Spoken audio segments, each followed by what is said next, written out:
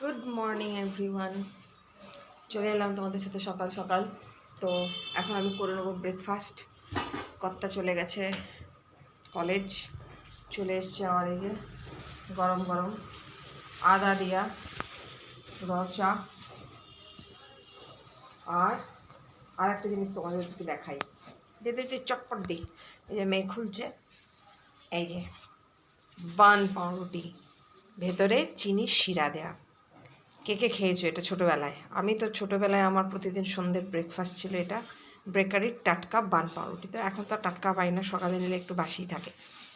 তো এইটা আমি খেয়ে নেবো। এর ভেতরে তোমাদের দেখাই, এরকম চিনির শিরা দেওয়া আছে, মিষ্টি মিষ্টি, আমার ভীষণ ফেভারিট। চা দিয়ে, তার সাথে এক সিপ গরম গরম হচ্ছে ধোঁয়া ওঠা চা। দারুণ দারুণ। চলো আমি ব্রেকফাস্টটা করে নিই, তারপর আসছি তোমাদের সাথে। শেষ করে চলে এলাম রান্নার কাজে। তার মধ্যে জামা কাপড়টাও ছেড়ে নিয়েছি। এই স্টোলটা কিনেছি এবার শীতেতে, কীরকম হয়েছে অবশ্যই বলো। বেশ গরম। সকালবেলায় যখন মন্দিরে যাই তখন এইটাই মুখে মাথায় জড়িয়ে নিয়ে যাই। এখন তো মাঘ মাস, নদীর পাড়টায় প্রচণ্ড ঠান্ডা, মানে জ্যাকেটে এই স্টোলে মুখ চাপা থাকলেও একদম পুরো মানে বেঁধে ঠান্ডাটা গায়ে। তো চলো আমি চলে এসেছি। আজকে তো বিশেষ কিছু রান্না নেই, কারণ ছেলে গেছে পরীক্ষা দিতে। ওর ফিরতে ফিরতে বিকেল, কর্তা বেরিয়ে গেছে, খাবো শুধু আমি আর আমার মেয়ে।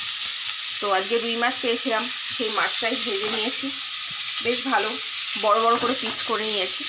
আর এদিকে আলু কেটে নিয়েছি, কারণ খাওয়ার লোক কম, ফালতু ঝামেলা করে লাভ নেই। এদিকে পেঁয়াজ রসুনটাও গ্রেড করে নিয়েছি। তো সব মিলিয়ে মাছের ঝোলটা করে নেবো। আর এদিকে দেখো, কালকে রাতের একটুখানি করে নিয়েছিলাম পালং শাক আর যথারীতি বেগুন পোড়া। কালকে আমাদের এক মানে পাড়াতে তো দেওর, ওর গাছের বেগুন দিয়ে গেছিলো, সেটা পুড়িয়ে ফেলেছি। পোড়ানোর আগে মাথাটাই নেই যে ভিডিওতে তোমাদের দেখাবো। বেগুনটা বেশ বড়, শীতকালে যে লম্বা বেগুন হয়, সেটাই পুড়িয়ে নিয়েছি। তো রান্নাটা হয়ে গেলে তাড়াতাড়ি মেয়েকে বলবো পুজো দিয়ে নিতে, খেয়ে নেবো। শুধু শুধু দেরি করে তো লাভ নেই। আর এদিকে তোমাদের সাথে আরেকজন সদস্যের আমি আলাপ করাবো, এখনই বলছি না, ওটা সাসপেন্স। তো চলো আজকের মতন ভিডিওটা এইটুকুই। ভালো লাগলে সাথে থেকো, পাশে থেকো, সাবস্ক্রাইব করে। নতুন বন্ধু যারা হয়েছ তাদেরকে ওয়েলকাম আমার চ্যানেলে। আবার আসবো নতুন কোনো ভিডিও নিয়ে।